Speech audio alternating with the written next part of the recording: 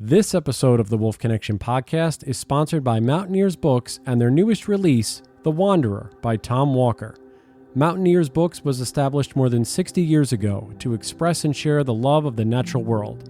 A Seattle-based 501c3 nonprofit, Mountaineers Books publishes a wide range of outdoor and nature-themed topics, from adventure stories to wilderness memoirs, natural history to photography, and conservation to sustainable practices. Find them at mountaineersbooks.org.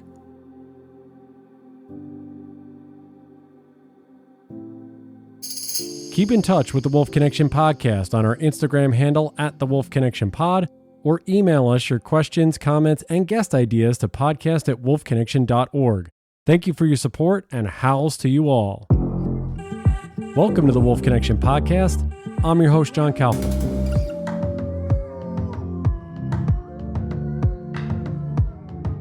We were just talking about this prior to recording, that it's been probably a year and a half since we've had this individual on the podcast. But since then, he's been involved in a ton of awesome coexistence stuff. He is a Wildlife Conflict Mitigation Specialist.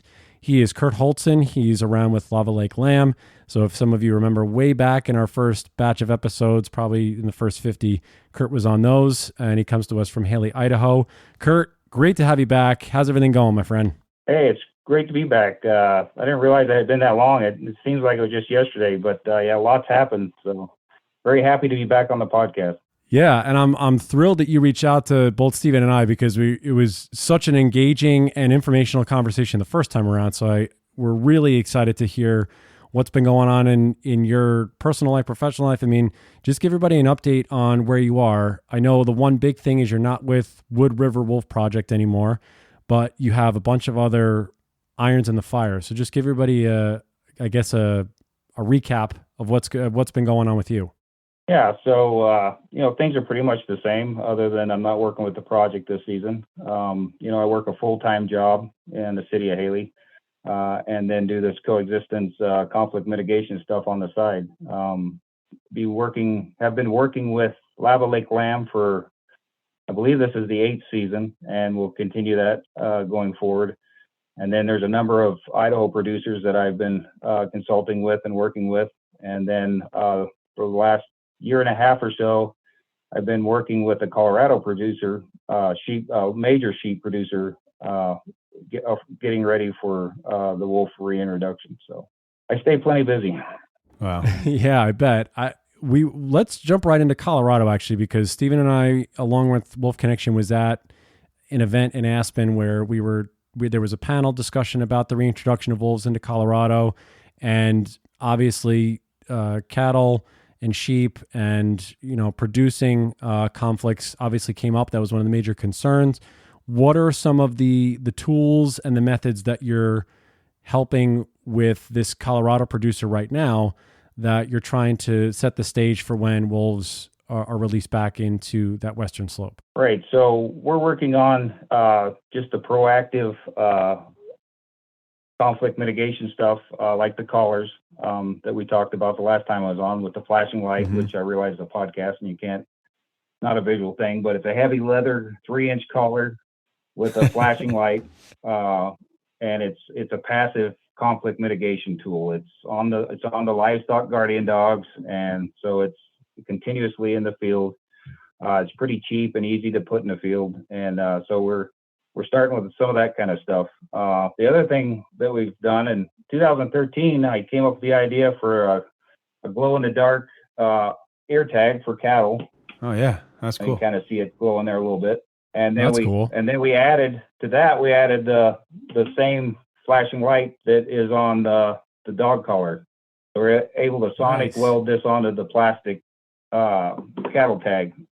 So we're looking at all the passive conflict mitigation we can get in the field, just the easy, cheap stuff, a few lights, just the basics. I mean, I know all these tools have worked for you in the past. Have you had any slip ups or any noteworthy conflict issues where wolves are getting past these defenses? We have, and not Lava Lake Yeah. specifically. We've had very good luck, and the only time we've had slip ups, it's been our fault. We didn't have the tools in the field, I see. and I think maybe that had happened the last time we talked. That was the last depredation event we had. But I Wow. consulted in Colorado a little bit with the Gilkisons with that depredation, and they used fox lights. And my understanding is the fox lights did not work all that well. It's kind of hard for me to judge that because I was not in the field, and I consulted from Idaho, so a lot of the things I don't know how they were used or how they were put up, but their report was they didn't feel they worked well. That's not been my experience with fox lights, but that's what they reported. So Yeah. And what's been the attitude there with you consulting these producers? Has it been amicable, reaching across? Everybody's willing to take in the information, use these tools that you're presenting to them. Are they open about it?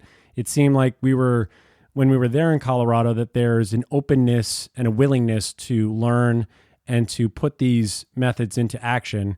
Or have you been getting the same thing or a little bit of pushback? yeah, I haven't had any pushback, but I operate from that zone that we Nice. talked about last time, the radical middle, and I love that expression, and I use it a lot.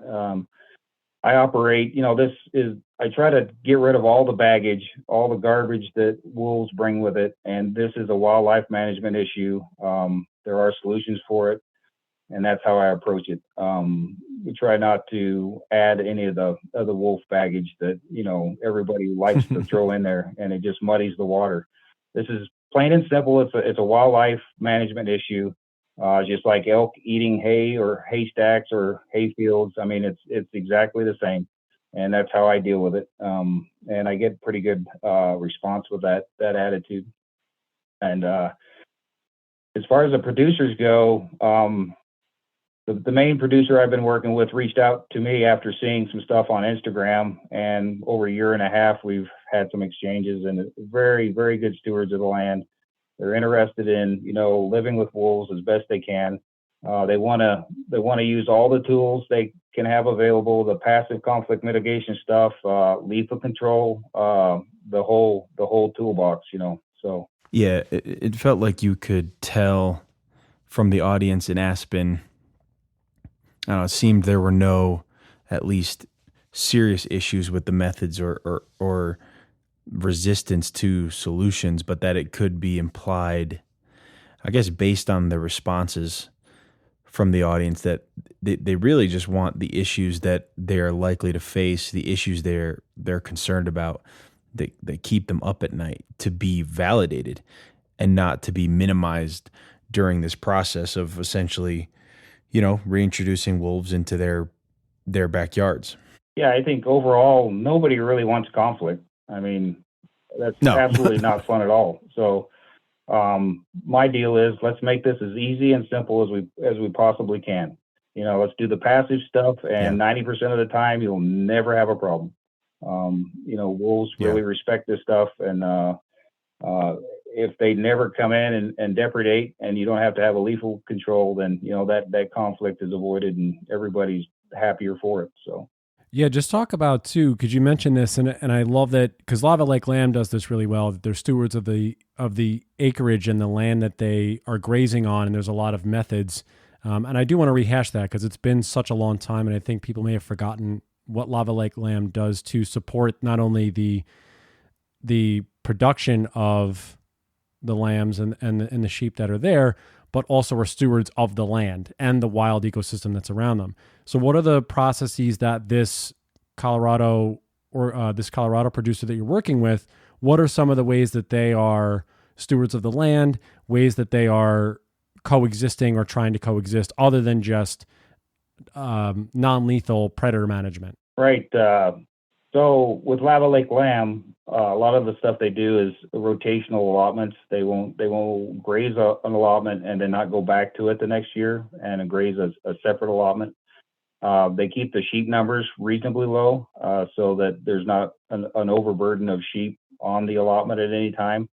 And then they have super great herders that keep the sheep moving. They don't spend more than the allotted amount of time in any certain area. So they're constantly moving from one drainage to another drainage or different parts of the drainage, and not letting the sheep just camp out in one spot. And then Lava Lake lamb and livestock, I don't know, it's been like 3 years ago, they retired allotments north of Ketchum, Idaho in a SNRA, and just retired them. They're no longer used as sheep allotments. So that's a big commitment to conservation and wildlife that they made, which was really something great to see. So, and I suppose in Colorado they're doing a lot of those same things. I haven't really got into the overall management. We've just spoke about conflict mitigation and wolves basically. So Yeah, I mean, you're a guy too that you come with a lot of credentials, and I think that's always helpful. And I think that's what Steve and I are starting to find, is that more credentialed individuals or groups are really starting to partner together to try and figure out these conflict mitigation tools, to put these things into practice. That it's not just we're going to throw. I mean, they're throwing everything at the wall and see what sticks, but it's from a informational, scientific, and I think professional basis, where you have somebody who's been ranching for a long time, or like yourself, you've been in the field for a while, understanding how to coexist with not only livestock and sheep, and then with the predators that are on the landscape. Because I think people tend to forget too, it's really not just wolves. I mean, there are bears, there are mountain lions, there's coyotes. So it's really the swath of the landscape that you have to deal with.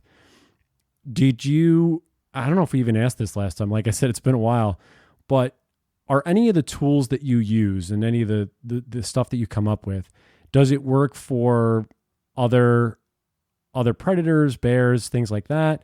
Or is it specific to wolves in that way? Yeah, so most of this stuff, or all of this stuff, will work for any carnivore, coyotes, bears, mountain lions, and we've had depredations by all of those critters. So black bears sometimes will kill more than any of the wolves. So that's been an ongoing problem. And so, like, the sound deterrent that I came up with and we were using last season is a more generic, because bears seem to habituate a little faster than some of the canine species like wolves and coyotes.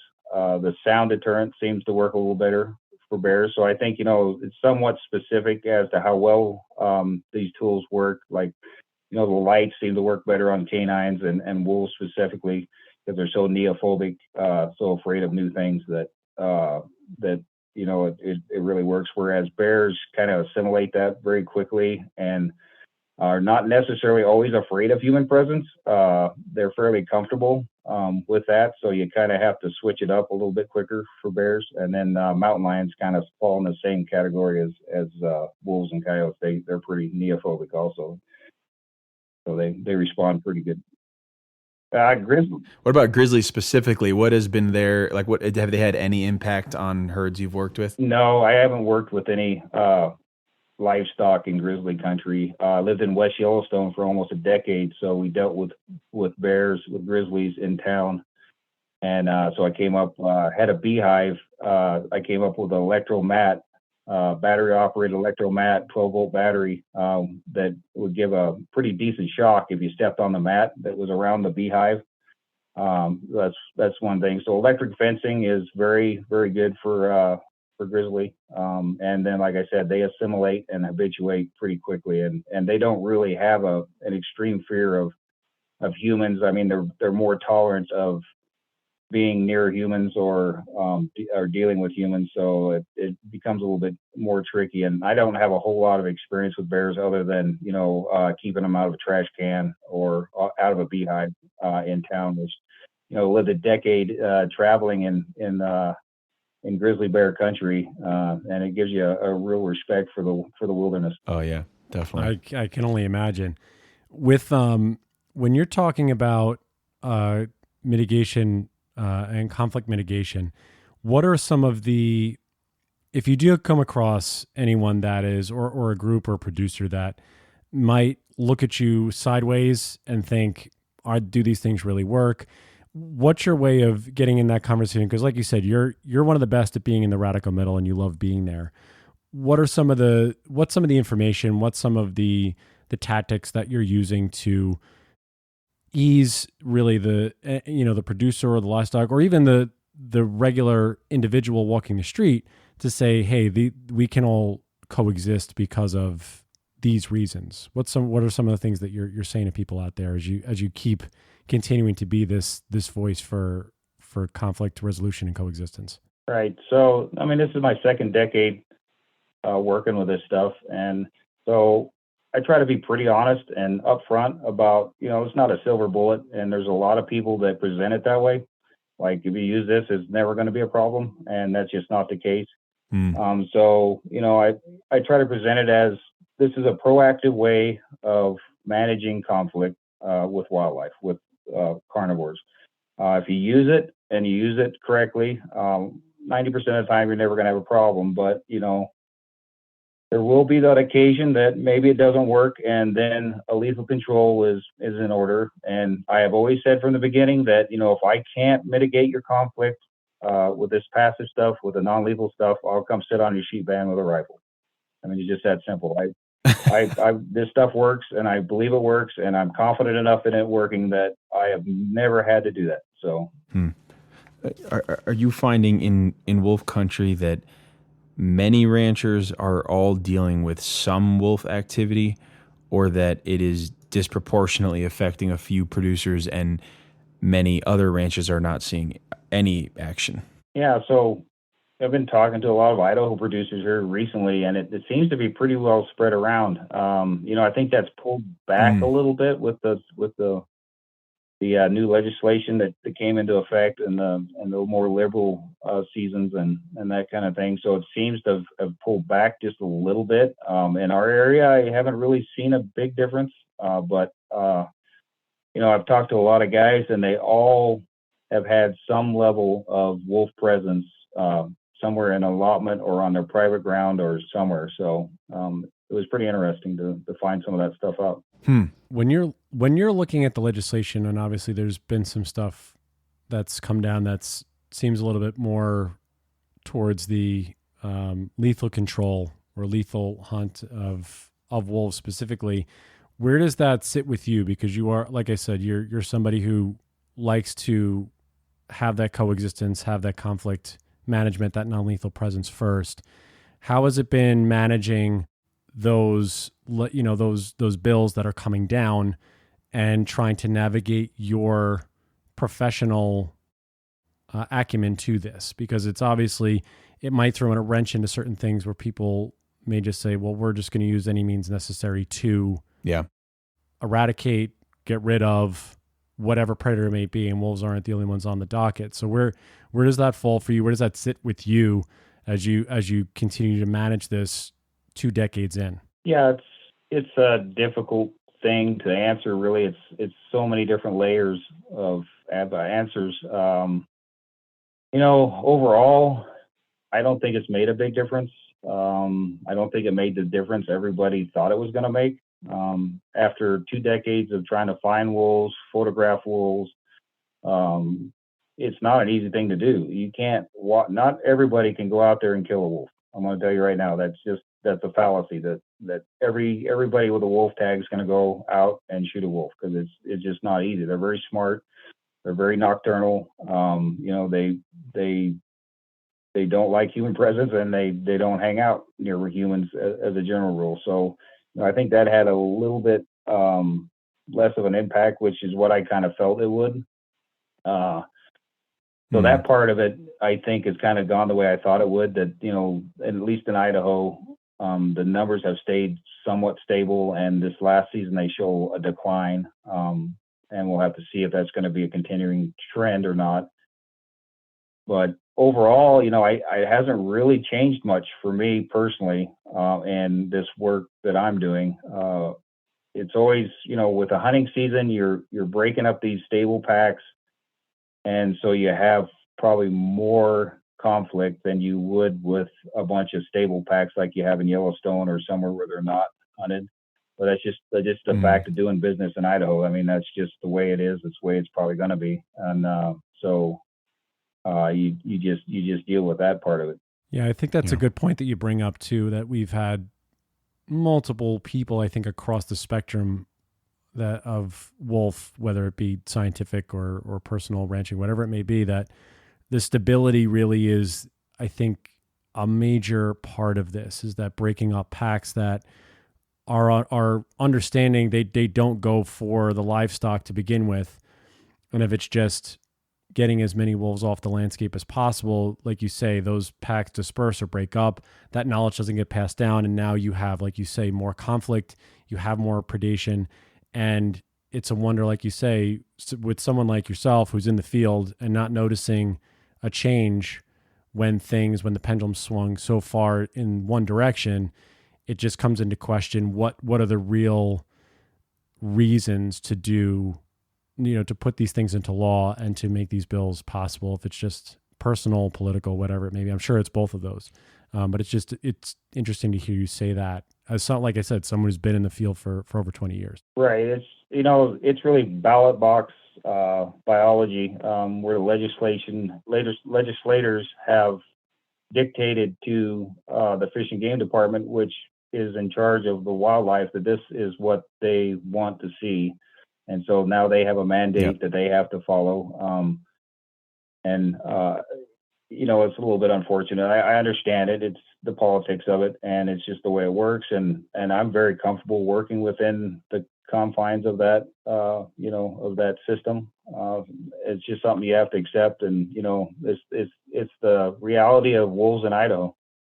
How do you feel about Colorado now that you're doing your own thing? Do you have hope for the Colorado reintroduction, or do you think we're looking at a similar tolerance issue that we've seen in the past in other states? In the beginning, I was really hopeful that maybe they would do some things right, and they still have that opportunity for sure. But it seems to be going down the exact same road that the other states have, maybe it's just inevitable. That's the way it's got to work. Really having all the stakeholders on board, or at least addressed, is so important, and that seems to always slip through the cracks. That like just the SB 10J deal is a big deal. The bill that they're trying to get through, and it's going to be vetoed, and really should have that settled before wolves hit the landscape. I mean, that needs to be it really should be all lined out, and everybody should know what the deal is going to be, and then wolves hit the ground. But it's just not the way it's going to work, and it's probably that's going to get litigated and be held up, and so the 10J probably will be held up, and I don't know, it just seems to be snowballing into a bigger mess than I really hoped it would be. Oh no. Yeah. It's really not surprising that humans are the issue with just about everything in terms of wildlife. More so, I think, just looking at the way that we really are trying to manage everything, and it's, I hate to be so frank about it, but it's just the more you talk to anyone, it just seems like, well, if we don't say this, or we don't do that, or we think like you said, Kurt, we have all our I's dotted and our T's crossed, it seems to be good to go. And then all of a sudden there's this late charging bill or addendum or something. Oh, if we're going to do that, we need to have this. And it's just, we just keep mucking up and raking up the stuff on the bottom of the ocean or the river or whatever it is. And it's just, we had this clear picture and now we don't. And it just seems to always happen with whatever it may be in terms of wildlife legislation, that we have to get involved, and we have to just make things more confusing and less tolerable, I think, for everybody. Yeah, right. I mean, it's just human nature, right? I mean, it's an emotional subject, and people feel either one way or the other about wolves. So it's both ends of the spectrum involved. So looking from the middle, it's, I feel that if we could just put all that emotion and baggage up to the side and deal with the issues of,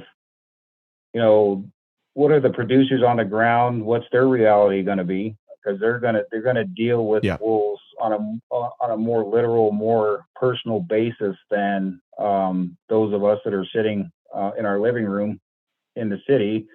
And everybody should have a say in what happens, but when those people are going to have a more direct impact to their daily lives than some. And I think sometimes we want to just kind of push that aside and get wolves on the ground and get them reintroduced. But I really think that it's not out of the realm of trying to settle all those issues before the reintroduction, so that everybody is on the same page. They know what to expect. Lethal control will be an option.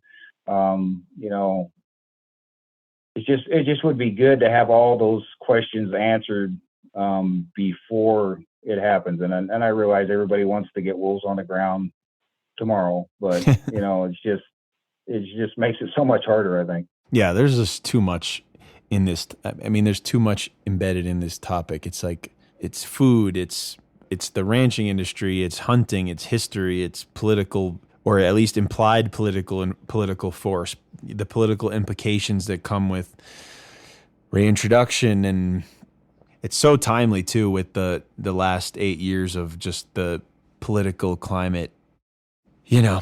Man, it's one of the most complicated subjects I think I've ever come across, because I'm always trying to simplify it. Like, what's actually going on here? But actually you can't, because there's just too many things going on. Yeah, it's a tough one. It's so true that it's just so much stuff wrapped up into this one issue. And, really it's wildlife management, but it's not. It's so complicated. Yeah. And, the key to them being successful, to wolves being successful, is tolerance.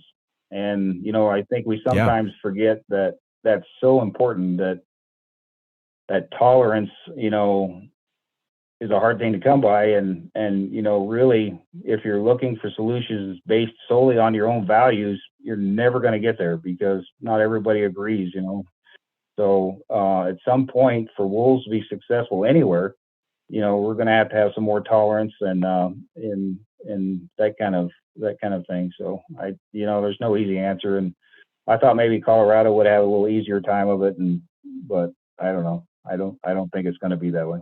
Yeah, I mean, I don't even know how you do this with a concept like this.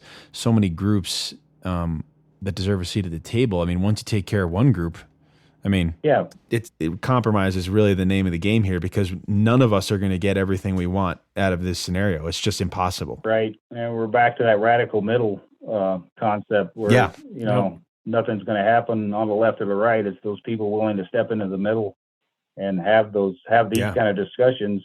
That's what it's going to take. And, I don't know how we get there on a large scale.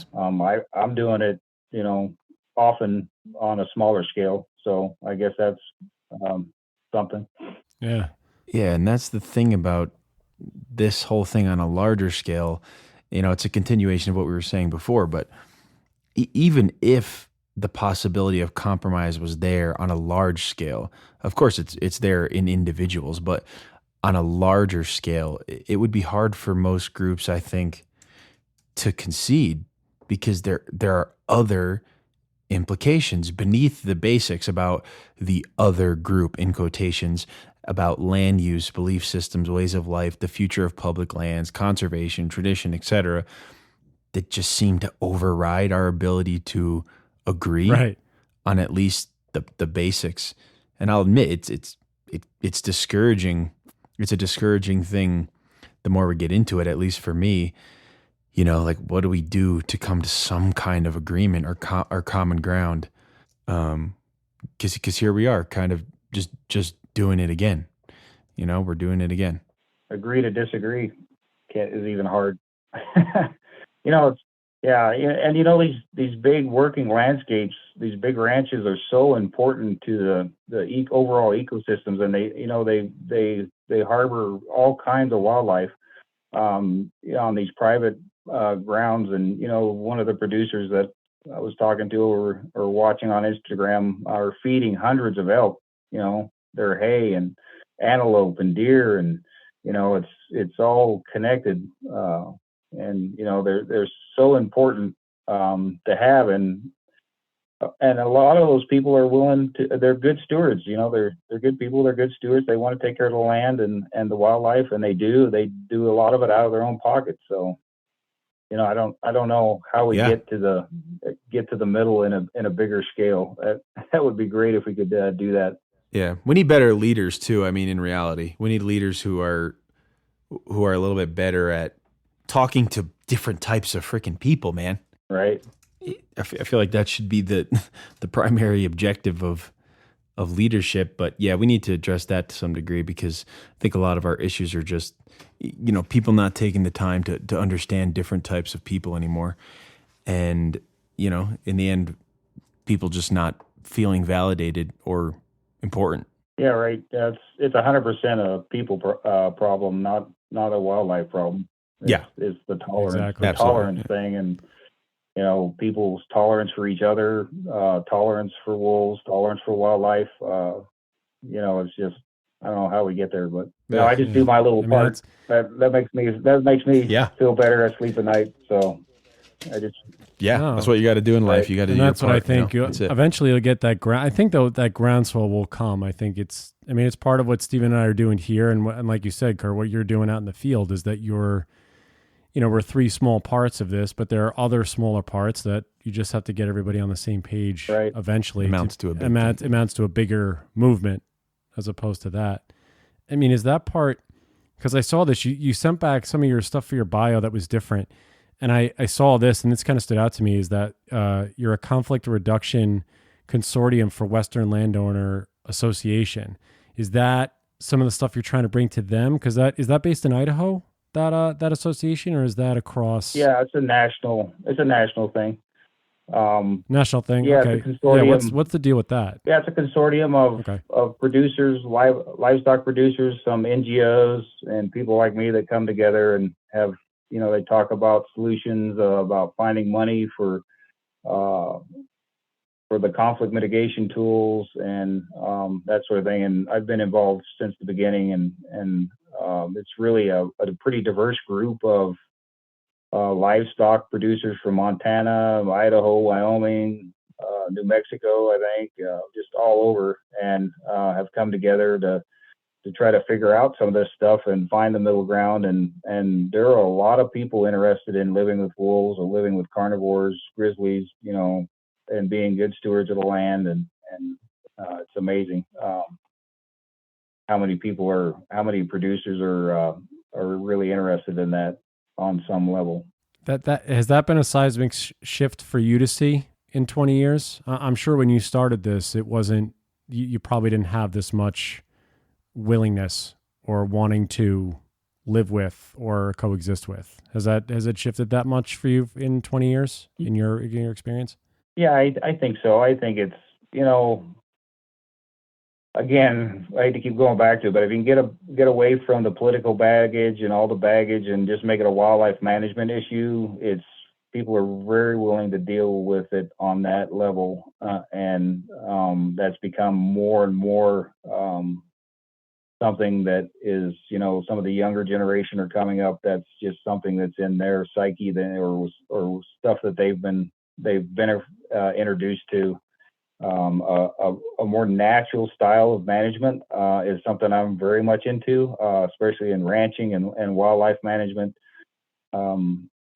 If you had a stable pack of wolves that is respecting conflict mitigation tools, there's so much you could do with that as far as moving elk off of alfalfa fields.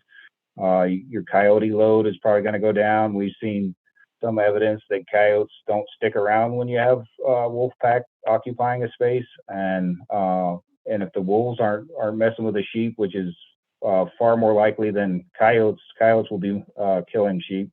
That's a win. And why not use a stable wolf pack to help manage some of these other problems that you have, like elk and coyotes, in a more natural method? And that's something I wish I could get to. It's a long ways away. I don't know if I'll ever see it, but We've been so close several times where we've had a wolf pack that is respecting conflict mitigation tools, a stable wolf pack that is, and we've seen less elk on the ranch. The elk leave. They're not standing around on alfalfa. The coyotes are less prevalent. So I've seen glimpses of it working. I just could never get to the point where I can kind of start to document that. But maybe sometime we will. Yeah, I mean, that's using the natural tools that we have available to us, along with the stuff that you come up with and the tools that you literally make and give and get to these individuals. I mean, that was the thing that you reached out a while ago to us, is that what's some of the stuff that you've been developing or stuff that you've been starting to implement? Because I think you said you had a couple new toys, or you had a couple of ideas that were going on. Yeah. And for those of you that were listening, and Kurt will describe this stuff, but I'm gonna have Kurt send us pictures so you guys can actually see the stuff we're gonna have, so we can show you what Kurt's been working on and what stuff he's working. So tell everybody what's been in your bag of tricks now and stuff that's been working for you that you're coming up with. Yeah, so the collar has been the big thing, and we kind of addressed that earlier. And then also the glow-in-the-dark ear tag, which is an ear tag with an eyeball on the front and then the flashing light on the back, is something that we're going to start using cattle. I came up with this in 2013, and I never really worked with a cattle producer that we could get them on cattle. So we're going to start doing that this season, maybe in Colorado. Then the other thing is came up with a kind of a supplement tool to the Fox lights. These are really cheap, about $30 for this whole setup. Just a blue flashing light. Got a carbon fiber shaft here that goes in the ground. And I chose blue because there's a lot of studies that say canines register the blue much better. Something to do with scent marking and urine and scent post. So I really like the blue color. And then the biggest thing we doing this season is this sound generator. It's a Deemer box. It's a Bluetooth speaker built into a Pelican case, so it's like super weather resistant. That's awesome. Yeah, actually, this is this Deemer box. They build these. The company is Deemer box, and they build them into the Pelican case. All I did was buy the box basically and modify it to my use. The idea behind was to not have anything manufactured. So everything in this can be bought off of Amazon and just put together. You don't have to deal with a middleman or have it manufactured. So it should go off in a minute. Anyway, so it's got a Walmart cell phone I'm using to run an app.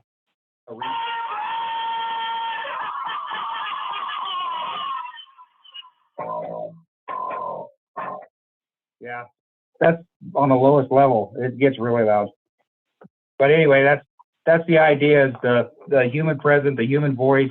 You can set it on a reoccurring alarm app, which I have in here, on just a cheap Walmart phone. So it'll go off 1 minute, 24 hours a day. However many times you set it, this will go off. So you just set it and leave it out there, and it'll come on. And with any sound you can play on a cell phone, any notification sound, anything you can play on a cell phone, you can play on this sound generator. So we did that, and then we added solar panel to it so you can charge it in the field. That is cool, man. I mean, that's wild. So that's one of the crazy ideas. That's a genius. Are there other folks coming up with tools like this that you know of? I mean, you seem to be the only person we know that's, inventing things. Do you know of anyone else inventing creative mitigation tools like this? Yeah, there's a few guys out there. There's a guy in Oregon that has some kind of a mineral feeder that is on a timer that is supposed to concentrate cows at dark. So there's a few guys, and there's been a few light collar guys that tried to come up with something that didn't quite go. But there's some people out there. I don't know that many either. So and Wildlife Services really has a division that concentrates on conflict mitigation tools, and really this solar powered light we're using on the collar and the ear tags is something they came up with for sheep ear tags. And so I've just developed it to, this thing's not going to be quiet. It sounds like a haunted house in there.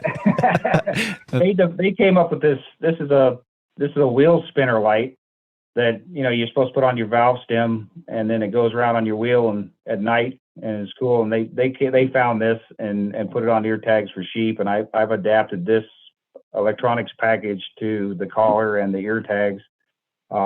Before that, I was building my own electronics package. I think the last time we talked, with the single blue flashing light. But I can't build my electronics package for what I can buy this solar powered wheel spinner light for. So we just kind of adapted it.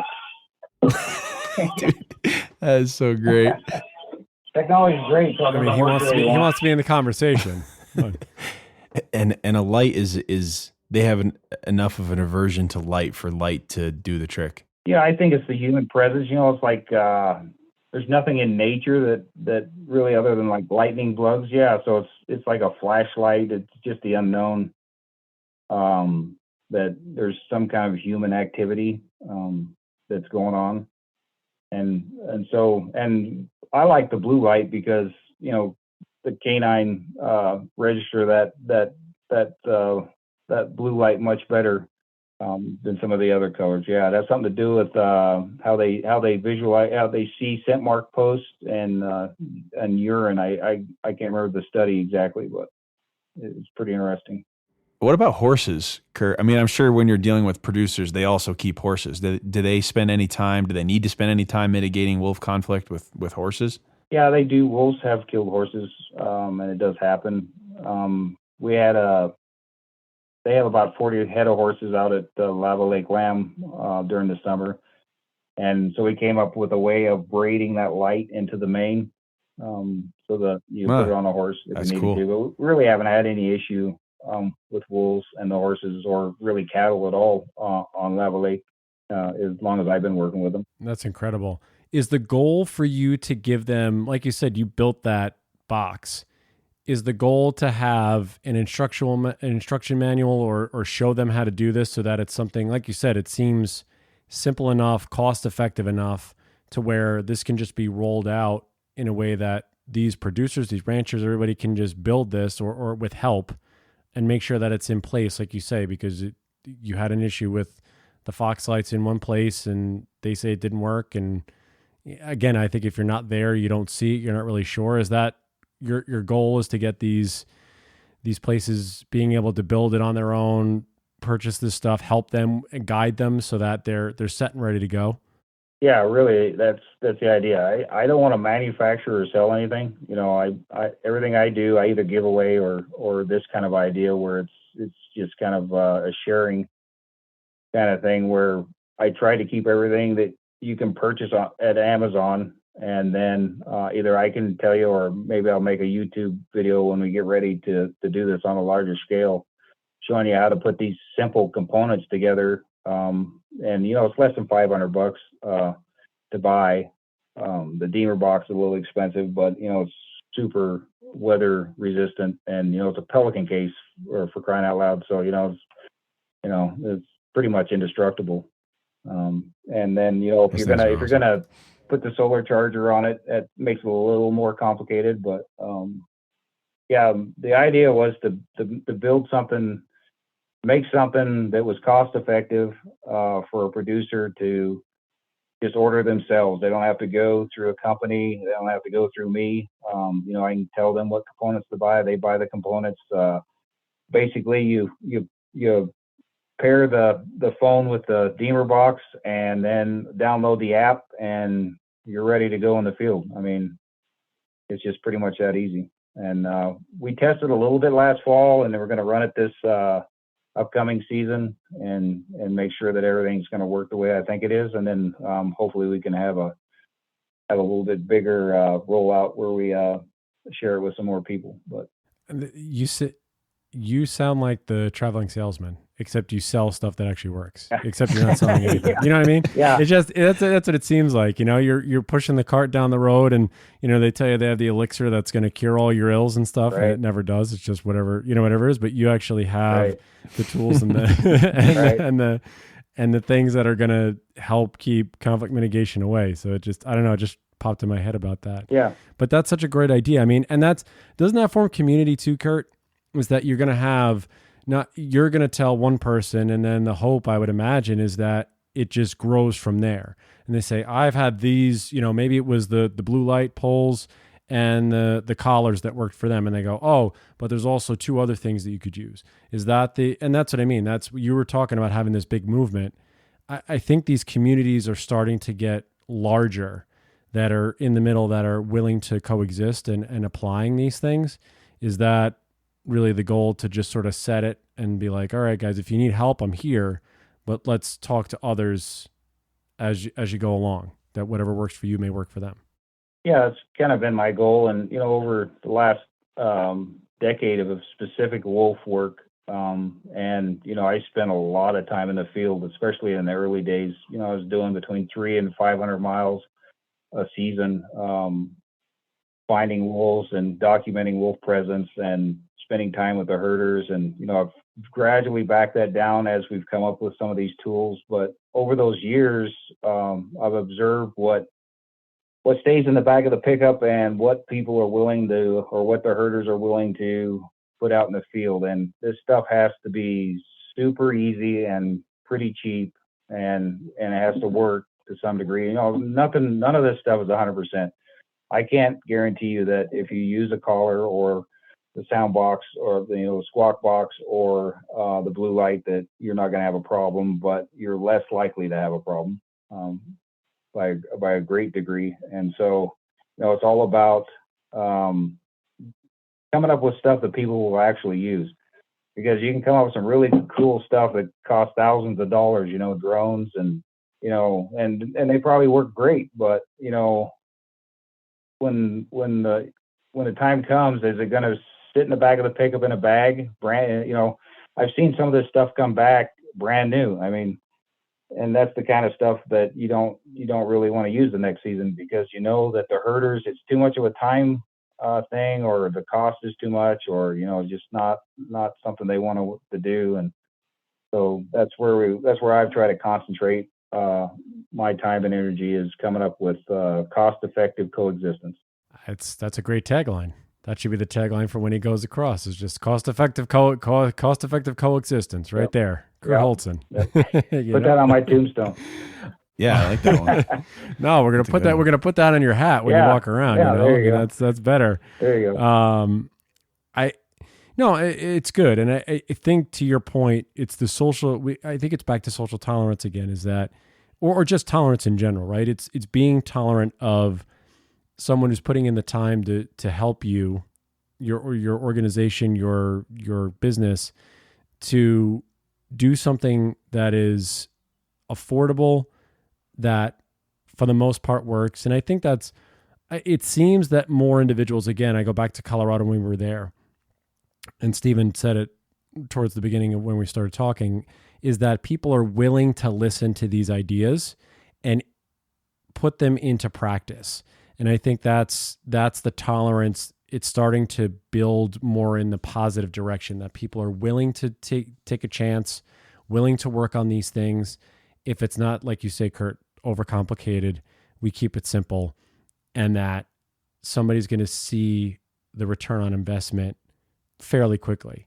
And again, your work with Lava Lake Lamb speaks for itself. The work that Lava Lake Lamb does speaks for itself as well, in terms of the way that they handle coexistence. They are around predators, and they're helping the ecosystem and the wildlands that surround them. So I think it's something that's coming to the forefront. What's a way, Kurt, that people can get in touch with you, that they can, because we're going to show these pictures when we do our social media posts. So everybody who's heard the squawk box and all that stuff, you guys will actually get to see these things. What's a way for people to contact you, to get in touch, to be able to learn about the tools that you're making, and a way that they maybe can converse with you and get some information out of you for you to help them out? Yeah, so probably the most consistent place I post of is Instagram, and that's Wilderness Trails Project. And I suppose you'll link that somewhere. But I usually will post to that, and then that also posts to a Facebook. But you should really call that box the Aussie box, I think. Yeah, I've been calling it the squawk box, but Aussie box kind of works too.